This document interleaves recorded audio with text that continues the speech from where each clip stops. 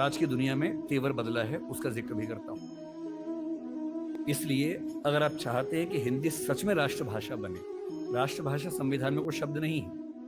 Gujarat high court ने 2010 में स्पष्ट निर्णय दिया है कि राष्ट्रभाषा की धारणा भारतीय संविधान में कहीं नहीं है। राष्ट्रभाषा होती है राष्ट्र की आत्मा की भाषा, और आत्मा की भाषा संविधान से नहीं बनती है, आत्मा से बनती है, बातचीत से बनती है, संवाद से बनती है, सहमति से बनती है। अगर आप सच में चाहते हैं कि तमिलनाडु, केरल, आंध्र प्रदेश, तेलंगाना, कर्नाटक, नागालैंड, त्रिपुरा, मिजोरम, मेघालय के लोग हिंदी सीखें, तो बड़े होने का फर्ज निभाइए, आगे बढ़ के उनकी भाषा सीखिए। इसी को त्रिभाषा फार्मूला कहा गया था।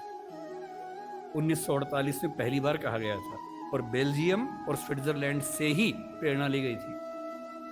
1968 में संसद ने प्रस्ताव पारित किया त्रिभाषा फार्मूले के लिए, पर हमने उसको ठीक से अपनाया नहीं। मैं कल्पना करता हूं कि हिंदी समाज के लोग अपने स्कूलों में, कॉलेजेस में अगर दक्षिण की 5 में से कोई एक भाषा या उत्तर पूर्व की कोई एक भाषा या बांग्ला मान लीजिए, इतनी भर सिखा दें। मुझे दुख है कि मैं नहीं सीख पाया, हमारे स्कूल में ऐसा नहीं था।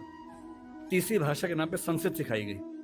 मैं संस्कृत का बहुत सम्मान करता हूं, लेकिन तीसरी भाषा के तौर पर संस्कृत सिखाई जाए, इस नीति के पक्ष में नहीं हूं, क्योंकि इससे वर्तमान में हमारा भला नहीं हो रहा। वर्तमान में भला तब होता जब मुझे मराठी सिखाते या तमिल सिखाते या मेघालय की भाषा सिखाते, और मैं कम से कम तमिलनाडु जाके वहां के ऑटो वाले से तमिल के 4 वाक्य बोल देता, तो वो कहता कि अरे वाह क्या बात है यार, फिर कहता कि मैं भी हिंदी सीखूंगा। अभी उसको लगता कि वाह बेटा तुम तो सीखोगे 2, हम सीखेंगे 3। और इसलिए जब तक हम थोड़ा आगे बढ़कर उन भाषाओं को नहीं अपनाएंगे, तब तक ये उम्मीद करना कि वो हमारी भाषा को अपना लेंगे, जबरदस्ती की बात है।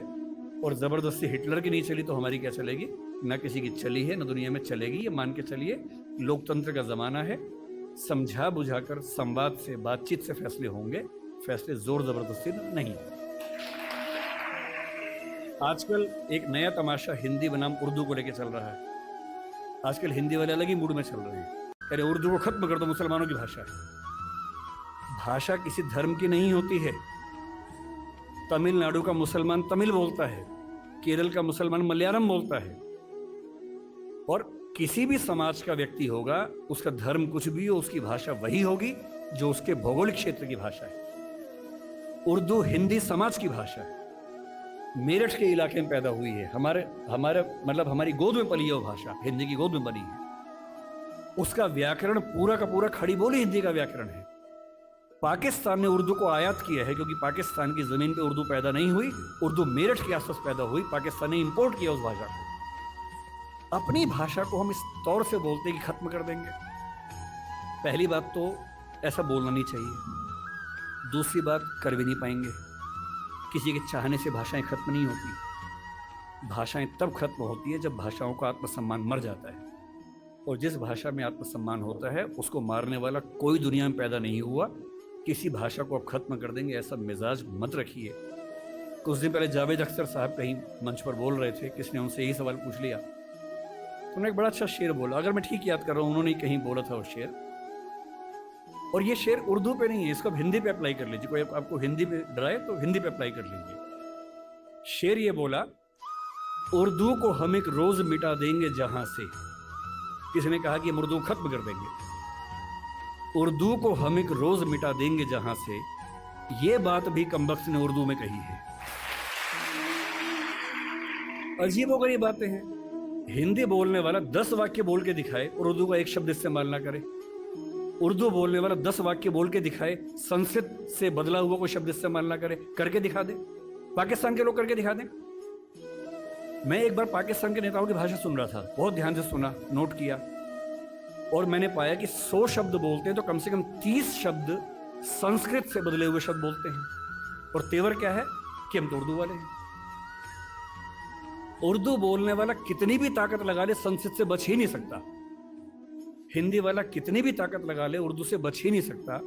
इतने शुद्धतावादी मत बनिए कि आप अलग थलग पड़ जाएं, एक टापू पे अकेले खड़े हों। भाषा बढ़ती है साथ चलने से, न कि एकदम शुद्ध होके अलग थलग हो जाने से। अंग्रेजी में हर साल नए शब्द आते हैं। इतालवी भाषा का शब्द माफिया है, अंग्रेजी ने लिया, दुनिया भर के लोग बोलते हैं माफिया माफिया माफिया। इटालियन का शब्द है, अंग्रेजी ने प्रचारित किया उस शब्द को। समोसा खा खा के हम पगलाए रहते हैं, समोसा हमारा अपना शब्द नहीं। हमारे बहुत सारे ऐसे शब्द जो हमारे मूल शब्द मानते हैं वो हमारे शब्द नहीं है, हमने सीखे हैं, सीखना चाहिए। भाषा दुनिया का हर समाज भाषा बना रहा है, क्यों हम उन सबसे ना सीखें। और अंतिम बात यह है कि एक भाषा होती है मनोरंजन की भाषा। हिंदी का कोई बाल भी बांका नहीं कर सकता उस भाषा के तौर पर। जब से सोशल मीडिया है उसने क्रांति कर दी है, आप ही लोगों ने और किसने की है। और सोशल मीडिया पे एक अलग तेवर है। मैंने कल यहां आने के लिए सोचा कि थोड़ा सा तथ्य देख लूं, क्या लेटेस्ट तथ्य है। यूट्यूब की इंडिया की रिपोर्ट निकाली कि कौन सी भाषा में कितने व्यूअर्स देखते हैं। अगर आप यूट्यूब पे ट्रेंडिंग वीडियोस देखेंगे तो ट्रेंडिंग की लिस्ट में एक तीर बना होता है, उसमें हर देश का अलग अलग है। आप पाकिस्तान का देखें, चीन का देखें, कहीं का, चीन का तो खैर क्या देखेंगे, जिन देशों में यूट्यूब चलता है वहां का देखें। इंडिया के ट्रेंडिंग वीडियोस में 50 में से लगभग 45 से 48 हमेशा हिंदी के ही आपको मिलेंगे। तो मैं सोचता था कि कहीं ऐसा खेल तो नहीं कि दक्षिण भारत का अलग चलता हो और उत्तर पूर्व का अलग चलता हो। तो मैंने ठीक से चेक किया, पूरे भारत का एक ही चलता है। तो कल मैंने YouTube की रिपोर्ट निकाली भारत की, और YouTube का रिकॉर्ड बता रहा हूं मैं, जितने तथ्य दे रहा हूं रिकॉर्ड हो रहा है, सारे चेक कर लीजिए। YouTube की आधिकारिक रिपोर्ट क्या है 2020 की, भारत में जितने वीडियो बनते हैं, नहीं देखे जाते हैं, व्यूअरशिप, व्यू टाइम, 54% व्यूअरशिप